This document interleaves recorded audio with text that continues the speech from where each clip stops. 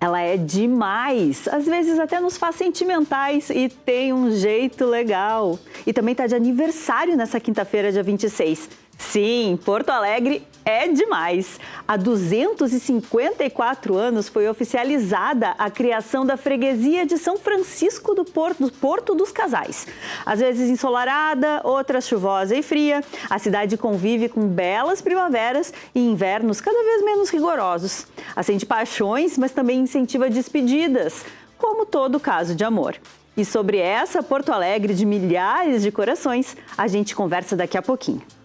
Também vamos conhecer a música de Mad Blush e do Foguetaço. Fica com a gente que o Revista está começando agora.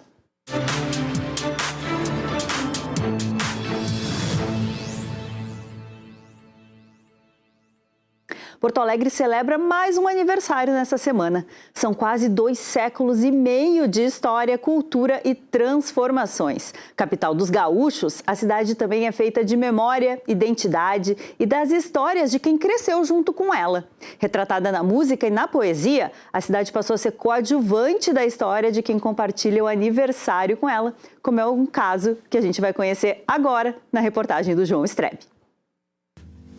Porto Alegre já foi cantada, escrita e reinventada muitas vezes.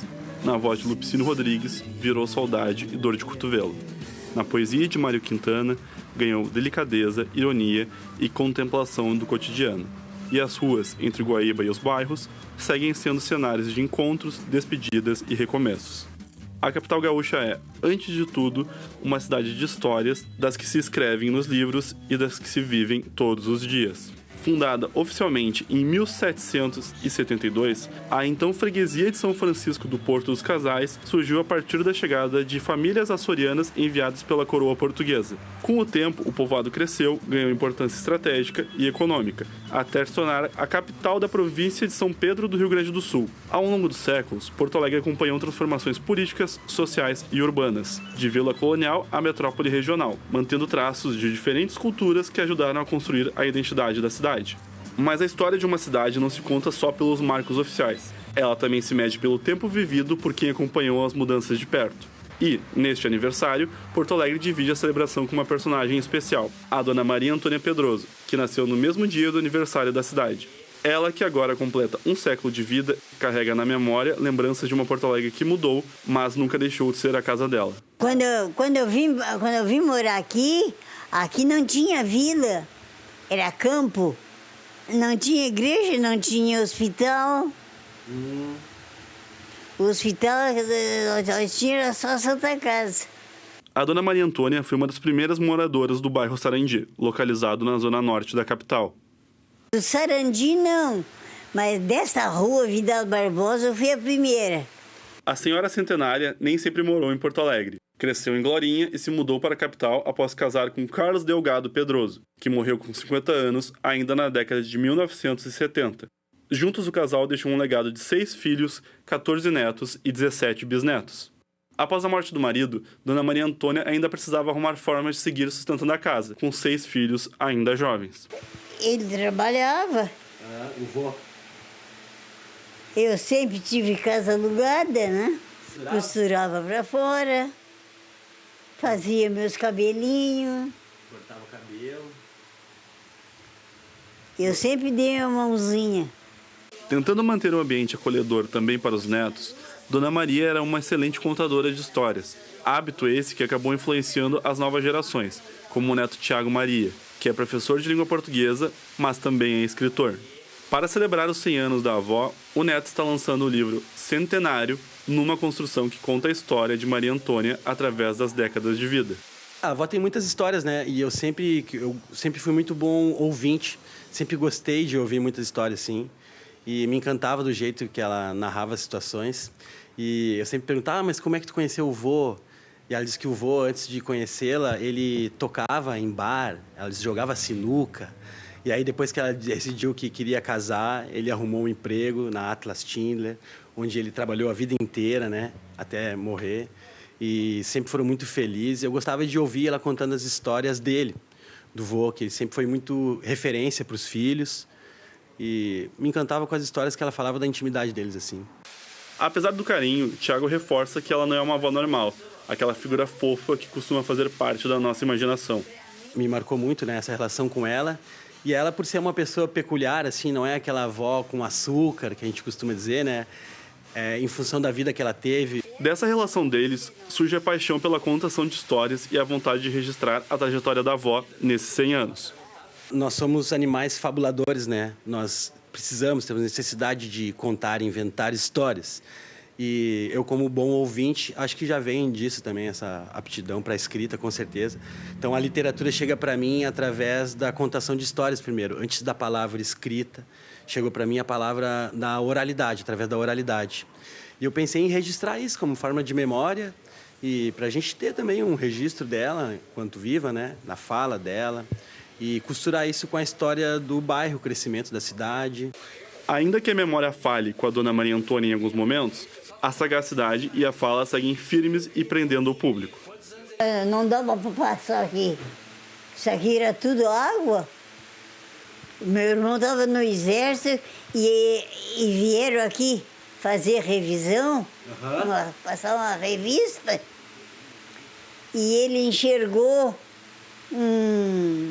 uma caixa, o tipo de uma caixa, boiando na água. Ele pegou a bota e veio lá.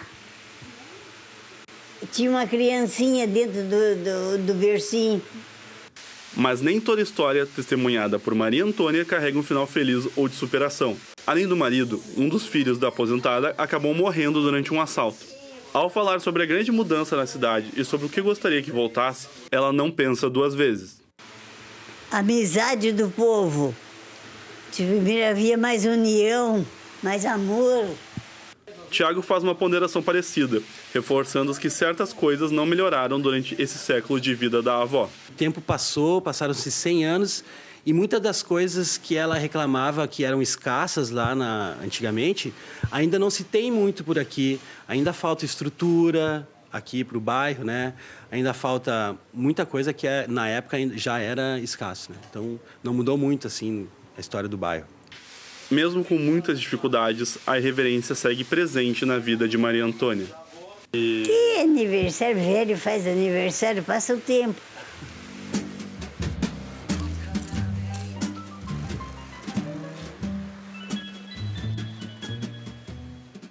Parabéns e saúde para Dona Maria. E para falar sobre Porto Alegre, a gente recebe aqui no estúdio o jornalista e escritor Rafael Guimarães, que escreveu diversos livros sobre a cidade e recebeu em 2022 o título de Cidadão de Porto Alegre, e o músico Nelson Coelho de Castro, que é uma das caras aqui de Porto Alegre. Bem-vindos, obrigada por estarem aqui. Meninos, Porto Alegre, ela é uma cidade que é cenário e é protagonista de diversas manifestações artísticas, né? Queria começar perguntando, vou começar contigo, Rafael, como é que é a tua relação criativa com Porto Alegre? Você veja, estava vendo a matéria ali da senhora essa, né?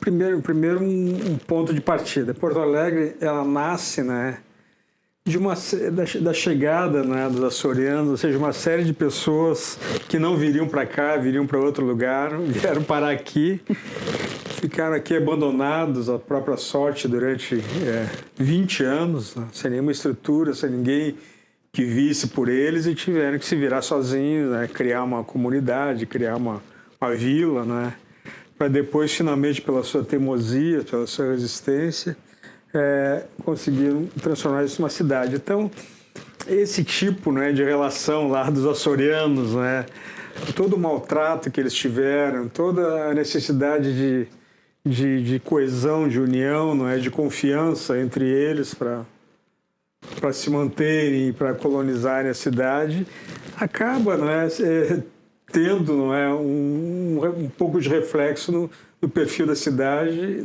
de Porto Alegre e do porto-alegrense, né? As histórias, né, que eu conto nos meus livros, né, elas são histórias dramáticas. Todas elas têm um drama no meio, né? Ou seja, não há uma cidade que tenha, assim, proporcione ao seu morador uma qualidade de vida, um horizonte, não é, de realização dos seus sonhos, dos seus projetos e tal. Ela tem um drama, ela tem alguma coisa, não é, que faça com que ela fique remando. Então, as minhas histórias são essas. Por exemplo, Enchente de 41, não é? Que agora foi repetida há pouco tempo. A enchente de 41 foi uma fatalidade, mas a repetição da enchente não foi uma fatalidade, ela foi um absoluto, né, descaso, né, com todos os avisos que estavam sendo dados, um descaso com a vida das pessoas na cidade. Tragédia da Rua da Praia, né, que é um também livro tá aqui, que conta a história de um crime ocorrido em 1911, 4 estrangeiros assaltam uma casa de câmbio e isso tumultua, não é, todo o cotidiano da cidade. Também aí está o fator da surpresa, o fator do medo, do novo, né, do medo do que está acontecendo, do medo, né, de as pessoas serem atingidas, né. E outro livro, né, que eu trouxe também, que é o 20 Relatos, são 20 histórias, né, como eu estava falando, de drama, história de drama, de um descompasso, né, que acontece, né, em cada uma das histórias. Nunca uma história que tem uma linearidade, né, que tem uma coisa assim que se resolve. Eu vejo assim Porto Alegre, é uma cidade que parece que ela não se resolve. Ela teve grandes momentos, ela foi pioneira em várias coisas, por exemplo, na questão ambiental, né, por exemplo, lá na década de 70, a legalidade, no 61, uma grande resistência popular contra a opressão, ela é pioneira nessas coisas, no entanto, ela não, isso parece que não tem uma consequência, que tudo isso aí é trancado e interrompido. Passos para frente e para trás, né?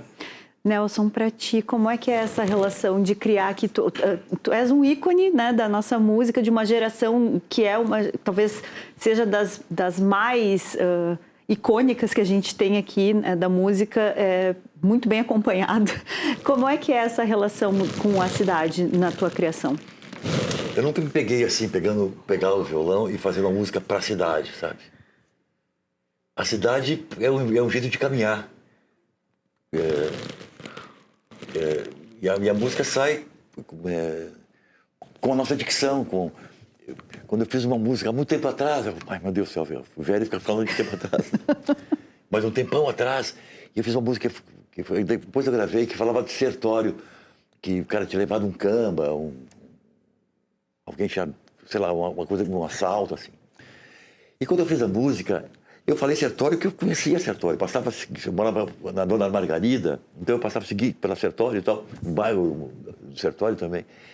Mas o fonema Sertório é muito bonito também, sabe? Além da mazela do bairro, da dificuldade na época, isso é da década de 70, a palavra sertório é muito bonita, sabe? Ela tem esse O aberto da palavra sertório. E cantar essas coisas com a nossa dicção, busca essa coisa que a música mais persegue, que é uma identificação da nossa paisagem sonora.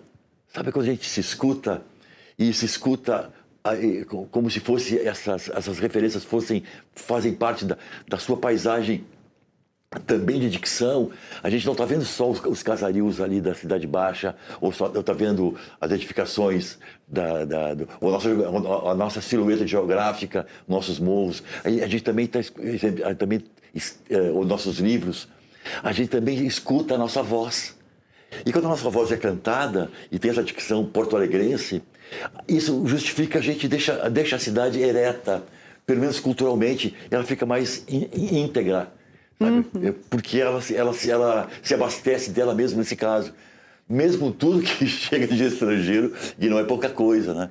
Mas eu acho que tem uma camada de resistência em todos os aspectos da cultura, né? O pessoal do livro, da literatura, o pessoal da artes plásticas, do cinema, do teatro, fazem essa tessitura que nos justifica esse caminhar.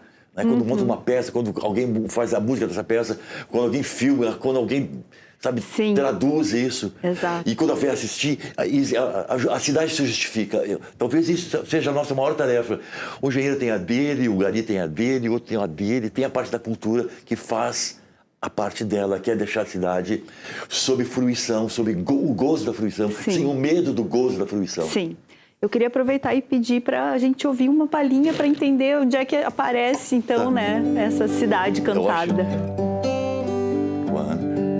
Quando caiu aquele sol sobre a cidade, eu vi que Porto Alegre resistia em ser feliz.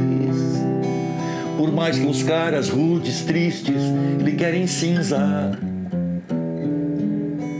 não se abala, não se curva a qualquer sina. E veio a chuva e lavou a avenida. Lembrei um samba que Giba-Giba me rezou. Quer ver coragem pra se beijar a alegria e o medo deles nem assusta a própria covardia. Ai, lindo! Meu Deus! E demais. Opa! Meu olho olha a rua, o rio vasto, e a chaminé da Brahma fumava azul. Pela calçada cor-de-rosa, nossa calçada cor-de-rosa, passa a vida delicada de um bamba. Abra a janela e urro e berro, ninguém vai tungar teu samba. Ah, que lindo! Muito obrigada. Gente, e não é só de música e literatura que a gente vive, né? Quem também conversou com a gente sobre a capital foi o professor Luiz Augusto Fischer, que é o autor do Dicionário de Porto Alegrês. Nós falamos sobre a ideia de escrever a obra, né? Como isso aconteceu, as mudanças na cidade e 3 expressões que para ele sintetizam o espírito de Porto Alegre. Confere. E eu me lembro, assim, sei lá, não sei bem com que idade, mas certamente ainda menino, me lembro de ter essa sensação, assim, de, epa, a gente fala diferente e tudo. Então, foi por aí, assim, foi uma coisa mais ou menos trivial, né, da experiência de ser daqui, que com o tempo, claro, foi se esclarecendo, porque, enfim, aí eu estudei, fiz o curso de letras e tudo isso, e objetivamente, assim, foi a minha ideia de fazer o dicionário nasceu em Buenos Aires, quando eu estava um dia visitando a cidade lá, e vi um dicionáriozinho de gíria da cidade de Buenos Aires. E aí aquilo ali me disse, podia fazer uma coisa assim lá em Porto Alegre. Tá? Então foi, no fundo, assim, dá para dizer que foi quando eu comecei a ter a consciência dessa diferença, né, de sotaque, naturalmente, de ver o mundo e tudo, né? A minha geração viu uma cidade que eu acho que era mais viva, sabe? Ou dava uma sensação de ser mais viva ou mais produtiva. Minha geração viu, sei lá, ao longo dos anos 80 e 90 e começo dos 2000, a sensação que dá, assim, que a nossa geração, não sei se conquistou, se foi testemunha de coisas, assim, muito boas para a cidade, sabe? E hoje, não só por causa do atual prefeito e tal, mas por causa da mudança mesmo dos tempos, né? A gente tem uma cidade, sei lá, uma sensação um pouco mais fragmentada, assim, parece, não sei, eu tenho um pouco a sensação de que a gente se preocupava mais com o conjunto da cidade, eu tenho essa impressão, sabe? Por outro lado, é uma cidade muito legal ainda, né? Assim, comparando com vários outros lugares. Eu acho sempre digo assim para amigos de fora daqui e tal, amigos de cidades maiores, quando eles perguntam alguma coisa, eu digo, a Porto Alegre tem um tamanho assim que nos permite ainda pensar a cidade como sendo uma coisa, uma unidade, tá? Claro que tem classe social, tem bairro, tem diferença, tem raça, tem tudo isso, mas a sensação que me dá, pelo menos, é essa, assim, que tudo nos diz respeito, entende?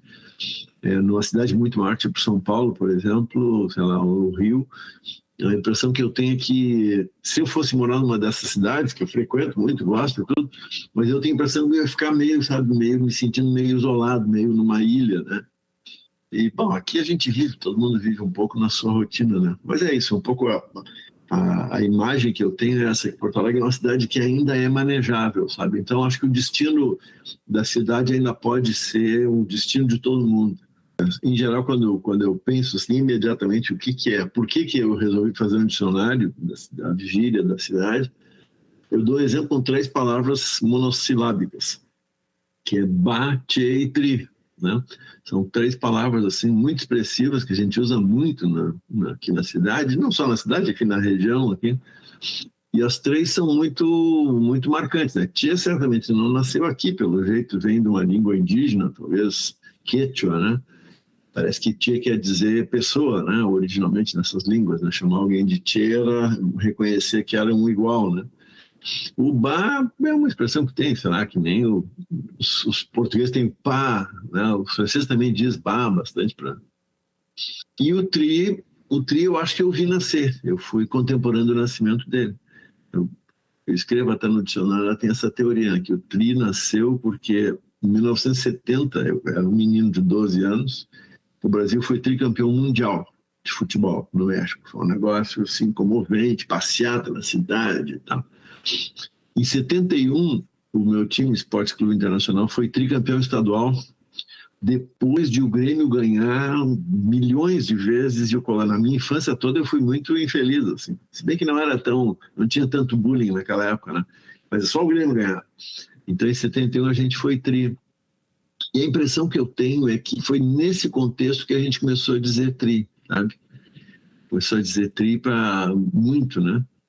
Então, é isso. Acho que as 3 palavras, por curioso que pareça, elas continuam sendo muito fortes, muito vigentes. Todo mundo entende, todo mundo usa. E o melhor de tudo é que a gente usa sem perceber. Ou seja, a gente usa como linguagem mesmo. Usa porque vem nada, a gente fala. É isso. Bate-tri. Gente, vocês acham que existe uma alma porto-alegrense, Rafael?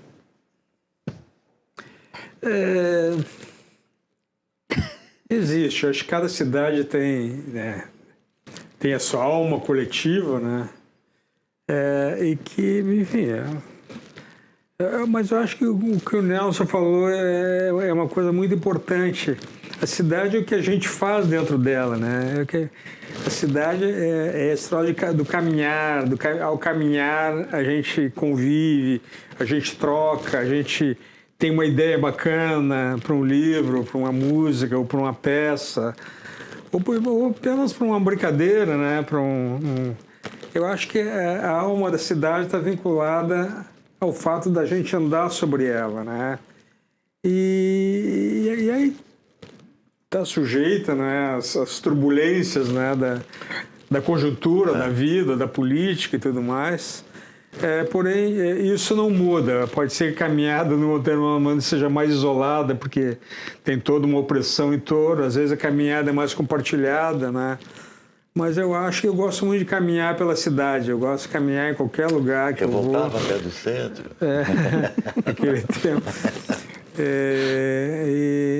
Eu acho que essa fala do Nelson e a do Fisch, elas se complementam, não é? Acho que a alma da cidade está situada exatamente por exemplo, alguns bairros perto do centro, as pessoas botam a cadeira na frente da casa. Meu Deus do céu, maravilhoso. E sentam dentro de casa. Isso aí tu não vê em outras cidades, né? Tu vê lá na zona norte do Rio, tu vê em alguns bairros lá de São Paulo, tu vê, mas perto do centro da cidade, a 10 minutos do centro. Então as pessoas, essa coisa que talvez venha um pouco do interior, né? Acho que Porto Alegre proporciona esse tipo de espaço para essa convivência, né? Para esse andar, para esse olhar, desde que a gente consiga fazer isso com calma, que não seja fazendo isso. Tem um aspecto também, não sei te interromper, mas tentando contribuir, essa coisa de a cidade caminhar, né? Imagina a URGS, tá? Ali no centro da cidade. Aquele tinha 20 mil alunos ali entrando e saindo. E quando ela vai para Viamão, as pessoas que muito caminhavam, eram aqueles 20 mil alunos ali, mais 40 mil alunos ali em volta, ali, mais o Julinho junto e mais sei lá, aquele entorno ali, a cidade caminhava.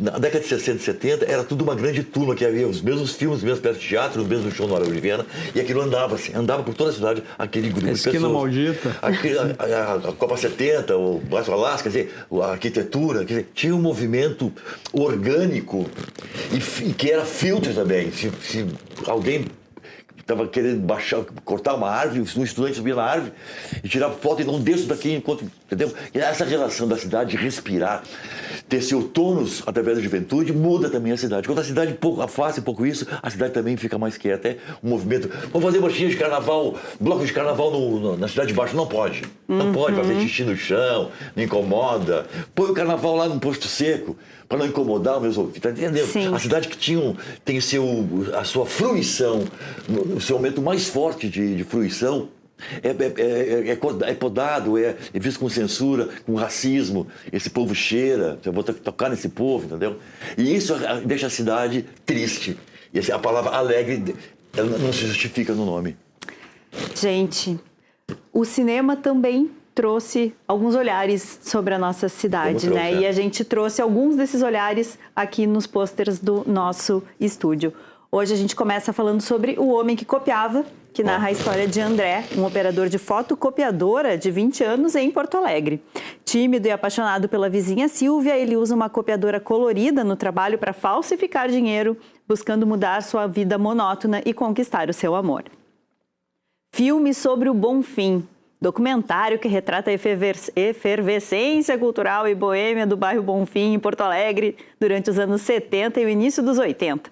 Através de depoimentos, o longa resgata a memória afetiva de uma geração que transformou o local em um epicentro do rock gaúcho, do cinema, do teatro e da contracultura. Ainda Orangotangos. Rodado em um único plano sequência, ele retrata um dia extremamente quente em Porto Alegre, acompanhando 15 personagens em situações limite e instintivas, adaptado de contos de Paulo Scott. E Porto dos Mortos. Usando a capital de cenário, a trama segue um policial vingativo que caça um serial killer misterioso em um mundo destruído e populado por zumbis, sem saber que o seu alvo é, na verdade, um demônio que incorpora em corpos. É engraçado porque a gente estava falando, né, sobre essa questão da gente ocupar os espaços e desse tempo em 70, 80, o filme sobre o Bonfim é exatamente sobre isso, né? Exatamente sobre isso, O Bonfim, ele era um bairro boêmio, né, que foi transferido ali da ponta ali da onde o Nelson falou para o meio do Bonfim, né? Foi feito. Porque os dois moravam ali, né? Eles todos moravam ali perto do Porto, né? E aí virou um epicentro mesmo, né? Muito intenso, né? Do ponto de vista cultural, do ponto de vista humano, e que foi, né? Essa relação viva ali foi cortada quando começou, né? Uma série de políticas de repressão. O filme fala bastante sobre isso. E de especulação imobiliária, né? Ali se viu, não, ali é um bairro bom para construir e tudo mais, mas para construir não pode ter a gurizada aqui bebendo na esquina, né? Não pode ter a gurizada fazendo música e tal. Mudando... Então houve um processo, né, de exílio, né? Naquelas populações, né? E a universidade indo embora também, né? Porque ali também é uma resistência que antecede o Bonfim ali, que é o Clube de Cultura. Sim, também, né? Que foi uma resistência ali com nós temos assuntos para mais um programa inteiro sobre essa cidade. A gente fica falando dos nossos coevos, né? E tem os coevos que são tão importantes quanto, né? Eu queria muito agradecer a presença de vocês aqui. Foi uma delícia conversar sobre a cidade nesse aniversário com vocês. Parabéns, cidade. Bom, depois do intervalo...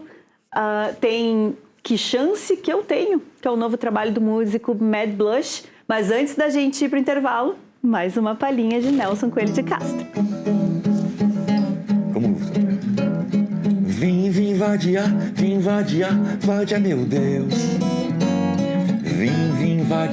Vim vadiar, meu Deus. Bonito é ter um amigo, bonito é ter um amor, bonito é ter um amigo, ter muito amigo para o bolor.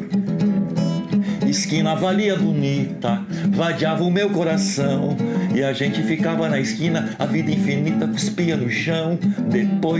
Depois aquela coisinha do samba, batida do som. Malandro, tinha cada neguinho. Lembrando Fish. Tribom, ai ai. Tribom, ai ai. Ai ai. Tribom, ai ai. Tribom, ai ai. Ai ai. Eu vim vadia, meu Deus.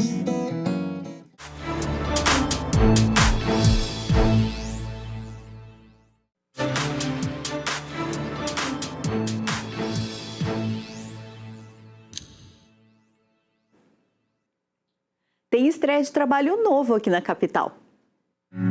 Santiago teve pena do peixe e começaram a pescar. Santiago teve pena do peixe e começaram a pescar.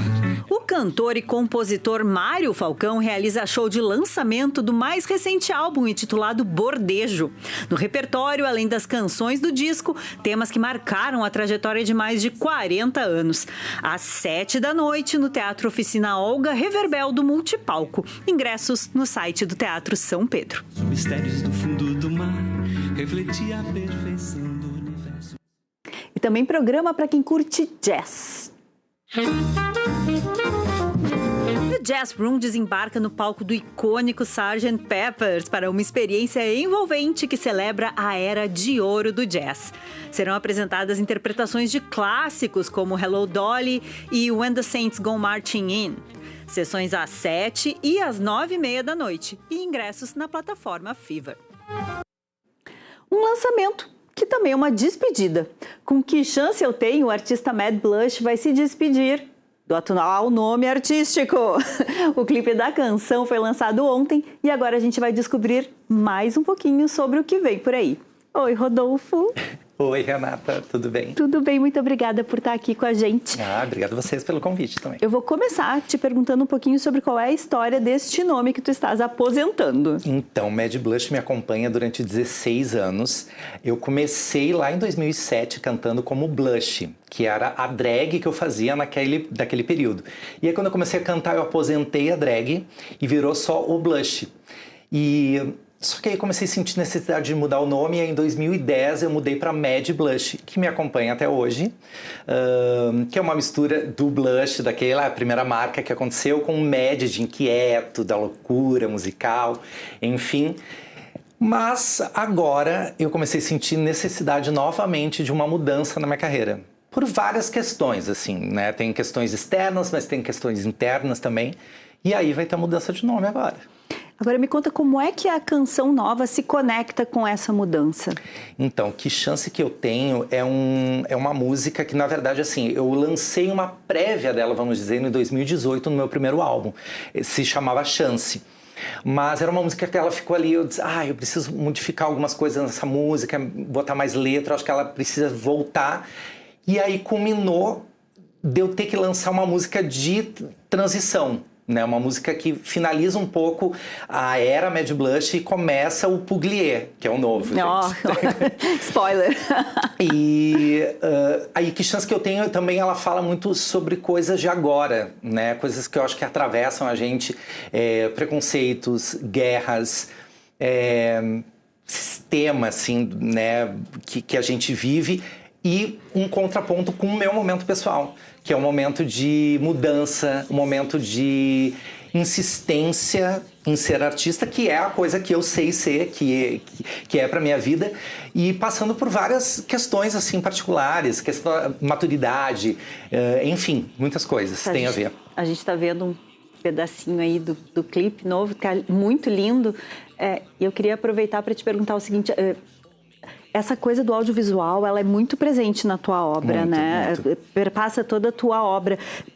Como é que tu avalia a importância? De que forma te ajuda a te expressar também essa união das artes? É muito louco, porque hoje em dia, no mercado, na verdade, o videoclipe está super desvalorizado, né? Mas eu acredito que ainda é uma grande forma de expressão. Eu sou uma cria da MTV Brasil. Quando a MTV surgiu em 90, eu era pré-adolescente, assim, eu fiquei desesperado. E foi ali que a música me tomou, assim. Então eu tenho ligação do clipe sempre. Desde a minha primeira música em 2007, quando eu lancei, já tinha lançado um clipe que saiu na MTV na época. E então eu acho que o audiovisual, ele ilustra a tua ideia, a ideia da música. Às vezes a música tá ali, talvez algumas pessoas não tenham entendido bem aquela letra e tal, e com o audiovisual aquilo se completa. Tu consegue, sabe, traduzir às vezes coisas que tu quer dizer, e acho que com vídeo é isso. E como é que foi o processo de criação desse vídeo? Já que ele tem, né, ele vem com uma pegada, tem toda uma outra carga emocional também. Modo guerrilha de produção, artista independente é modo guerrilha sempre. A gente gravou na Zona Cultural, foi uma parceria com a Adri Marchiori, que é fotógrafa. E a Adri, eu acho que ela nunca tinha feito um trabalho audiovisual de filmar. E a gente foi para lá e montou, tinha uma equipe junto também, uma equipe pequena. E a ideia era essa transição de Mad Blush, que é essa figura que para muitas pessoas é uma personagem, mas nunca foi personagem, mas era uma entidade, assim, uma coisa, né? É ainda.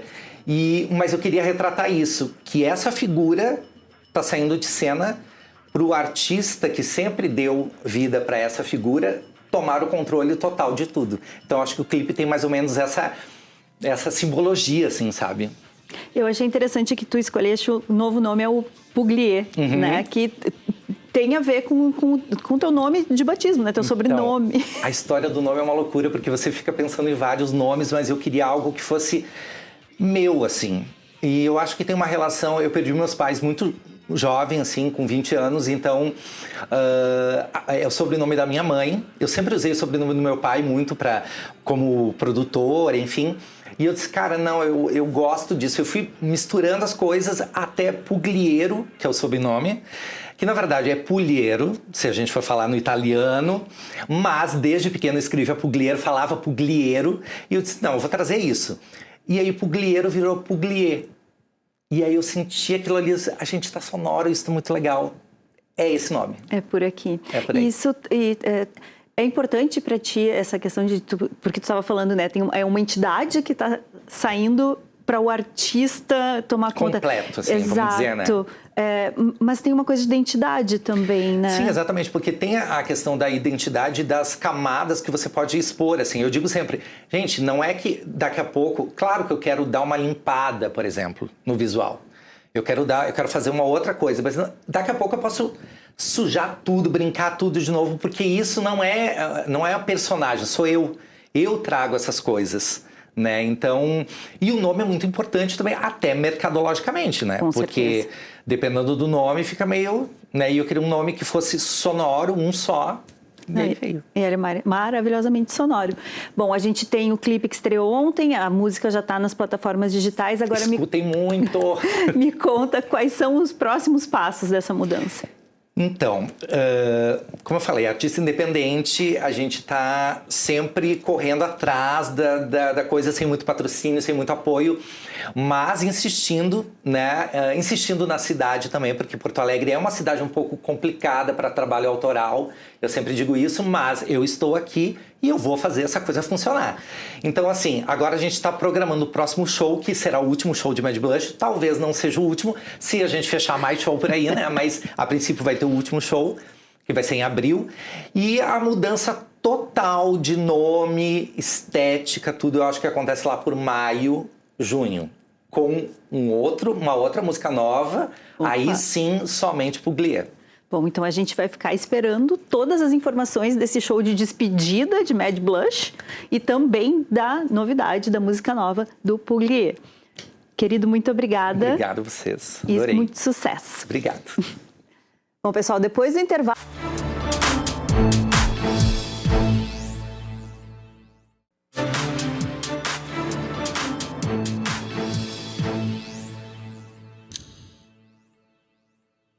Rock and roll.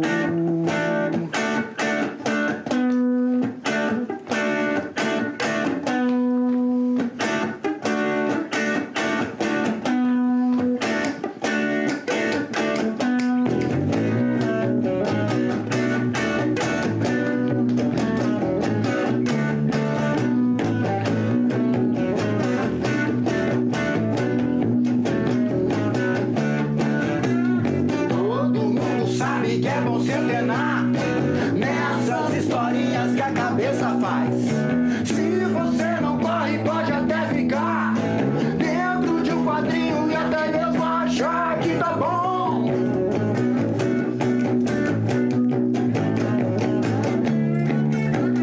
Todo mundo sabe que é bom se espalhar, mas às vezes corre muito devagar, subindo a escada pra depois descer, com muito cuidado pra não tropeçar em você.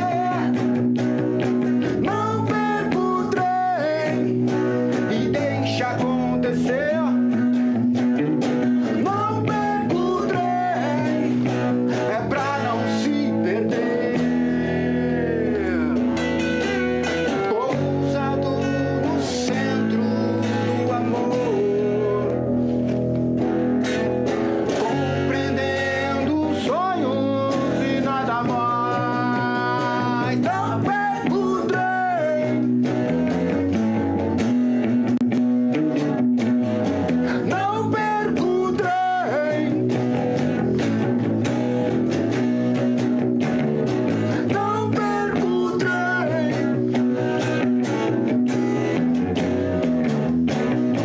não perca o trem.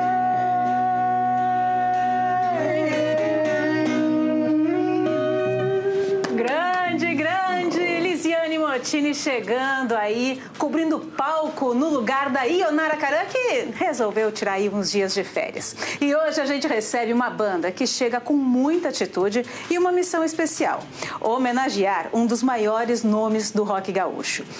A Foguetaço traz ao palco toda a energia, história e emoção das canções de Foguete Luz, referência do rock feito aqui no Rio Grande do Sul. Foguete morreu em 2023, aos 76 anos. E para contar tudo sobre esse projeto, os shows e o som que promete mexer com o público, eu converso agora com Chico Macalão, ali no meio, Zé Fernandes e Renan Albuquerque de chapéu. Este é o rock que vamos falar hoje. Chico, me responde, como é que foi criar essa banda? Como é que surgiu a ideia? A ideia surgiu de... Sou muito fã do Foguete há muitos anos, né? Conheço a música do Foguete há mais de 30 anos. Sempre cantava e sempre tinha que... vou fazer uma homenagem. E aí ele faleceu, não consegui fazer em vida. Até fizemos, né? Em outro momento, mas... Chamei o Zé é baixista, tipo, vamos fazer um som. Mas eu não toco guitarra. Não, vamos lá, para brincar. Aí fizemos um ensaio. E ele disse, vamos ter que montar uma banda. Deu match, e a gente, vamos montar uma banda, e aí chamamos o Renan. E todos fãs do Foguete? Muito. Aí que tá, eu dei sorte que eu conhecia todas as músicas famosas, né? Mas não tinha tido contato ainda com a obra real mesmo, de pegar os discos e ouvir do início ao fim. Daí tive a oportunidade de entrar na banda, né? E Pode falar? Pode. Não sabia que era essa palavra. E me diz, vocês têm shows aí previstos para semana que vem, próximo mês? Como é que tá essa agenda? Dia 28, agora, sábado, às 19 horas, lá no Bar do Alexandre. Ali no IPEC, que fica ali na Miguel Teixeira, 189, se eu não me engano, na Cidade Baixa. Vamos Zé, fazer e foi complicado definir o repertório, assim, que vocês vão tocar do Foguete? Na verdade, a gente toca tudo que a gente gosta, né? É um repertório até bem extenso, porque não tem muito como tirar umas fora, porque quase todas são, tipo, obrigatórias, assim. A gente adora muito, se diverte muito fazendo, né? A gente começou, na verdade, quando a gente começou, assim, as músicas que eu sabia cantar. Eu disse, sei cantar essas, ó. Vamos começar por essa, depois a gente conversa. Eu vou decorando e ensaiando E foi fácil encontrar o tom, o estilo? Como é que foi, assim, do rock, né? Porque o rock gaúcho é um ícone. Cara, difícil mesmo é tocar as músicas do Bicho da Seda, bicho. Não que que na época do Foguete ali, as bandas já não tinha aquela proposta de ser progressivo, psicodélico, de ficar pirando tanto desse jeito, né? E quando a gente pega as músicas do Bicho da Seda mesmo a fundo pra estudar e tirar instrumental, é um pipinaço, né? Tem os arranjos mais trabalhados, mas... É bom demais. A coisa flui de uma maneira bem natural, assim. Vamos escutar mais uma música? Bora. Bora lá, então. Vamos de Alquimia. Clássico. Vamos lá. Quero Opa! 1, 2, 3 e... Quero ficar e lutar por um pouco de paz dentro dessa guerra. Tenho que reanimar toda essa juventude, senão já era. Vamos começar de novo. Pode? Pode ser, então. Vai dar um corte ali. Vamos lá de instrumento? Desculpa aí, pessoal. 1, 2... Dá uma aumentadinha, dá pra dar uma aumentadinha no... Pode estar. Aqui é tudo improvisado. 3, 4... Quero ficar e lutar por um pouco de paz dentro desta guerra. Tenho que reanimar e aprender com essa juventude, senão já era. Tenho que acreditar, pois já vi no deserto um poço de água. Tenho que continuar por aí na velocidade do meu tempo. Cada um no seu lugar e através do caminho vai se levando o que se pode levar pra fazer a cabeça do ser humano. Toda vez que pinta chuva e sol, pinta as cores de um arco-íris, colorindo a solidão que há em nós através da ponte da alquimia. Toda vez que pinta chuva e sol, pinta as cores de um arco-íris, colorindo a solidão que há em nós através da ponte, através da ponte, através da ponte da alquimia.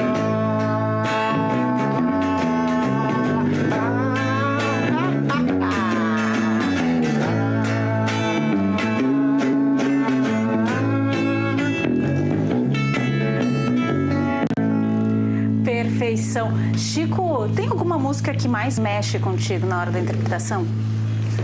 Eu gosto muito dessa, da Alquimia. O Trem, que é uma Trem música... é a preferida. Que é a preferida, acho que de quase toda a banda. Uma música que eu gosto muito é Rotação, que ela diz...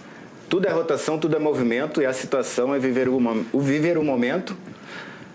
Nova geração, novo pensamento, e a gente vai ficando cada vez mais novo por dentro. A força interior é bem bonita também. Tem muitas músicas muito... Uma que a gente pegou agora, desculpa, agora há pouco pra tocar O Homem, como é que é o nome completo? O Homem que Caminha nas Calçadas. Essa é... Que letra boa, né? É bem linda.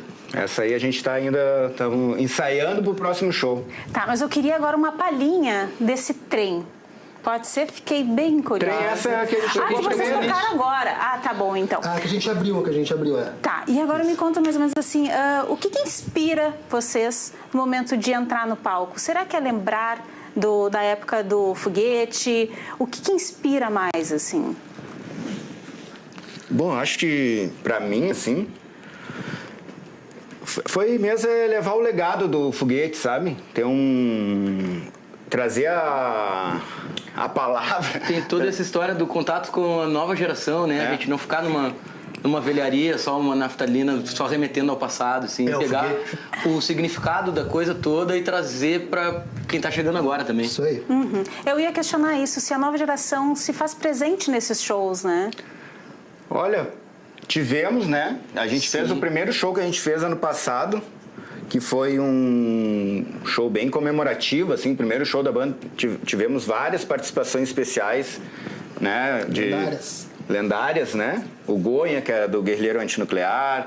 Tivemos participação da... João Guedes, da Bandeira. João Guedes. Quindim, dos Garotos da Rua. Quindim. O Lucas Rank. O... Nova Geração. Amanda Gabana. Alice Crane. E tinha bastante gente jovem, sim. O Bloco da Laje também o Bloco canta uma música do Foguete, fez uma releitura. E nós temos aí uma última música pra gente se despedir e deixar um gostinho de Quero Mais para as pessoas estarem lá, ó. Com certeza. No Bar dos... Bar do Alexandre. Quase falei Bar do Zé. Bar do Alexandre. Na Miguel Teixeira 189. na Cidade Baixa. Tá A partir bom. das 19 horas. A partir das 19, sábado, dia 28, a partir das 19 horas, a banda Foguetaço aí fazendo uma homenagem ao Foguete Luz. Muito obrigada pela presença de vocês. Encerrem com aquele clima, com aquele som, com aquela emoção que a gente vai apresentar, principalmente aí no dia 28. Vamos mandar uma que todo mundo conhece, então. É só prosseguir. Sem excesso, se recolher. Abre o jogo, sai por aí. Cante o rock, fique legal. A vontade é um instrumento que a telepatia sacou. Acho bom ir mentalizando pra não chutar o detonador. Acho bom ir mentalizando pra não chutar o detonador. Campo minado, campo minado. Saca onde pisa meu chapa. Desdobra esse lance, dá uma pernada pra lá do arame farpado. É campo minado, campo minado. Saca onde pisa meu chapa. Desdobra esse lance, dá uma pernada pra lá do arame, pra lá do arame, pra lá do arame farpado. Dale, gente, até a próxima. O palco fica por aqui. Parabéns, parabéns. Agora a gente fica conversando. Tem uma boa pedida para o sábado. E olha só que legal, a usina do gasômetro já tem data prevista para a reabertura. De acordo com a Prefeitura, a expectativa é oferecer as primeiras programações para a população a partir de setembro. O edital com as regras e exigências para a ocupação da usina foi publicado pela Secretaria Municipal da Cultura nesta terça-feira. Poderão participar pessoas físicas ou jurídicas que estejam interessadas em ocupar. Já conto um pouquinho mais para vocês. As inscrições vão até às 6 da tarde do dia 30 de junho. Cada espaço pode ser utilizado por diferentes pessoas jurídicas e não haverá cobrança por parte da Prefeitura. O regulamento pode ser conferido no site da Prefeitura de Porto Alegre, lembrando que a gestão da usina do gasômetro será realizada por meio de uma parceria público-privada, mas o acesso ao público continua sendo gratuito. E é isso, pessoal. O Revista fica por aqui. A gente se vê. Tchau, tchau.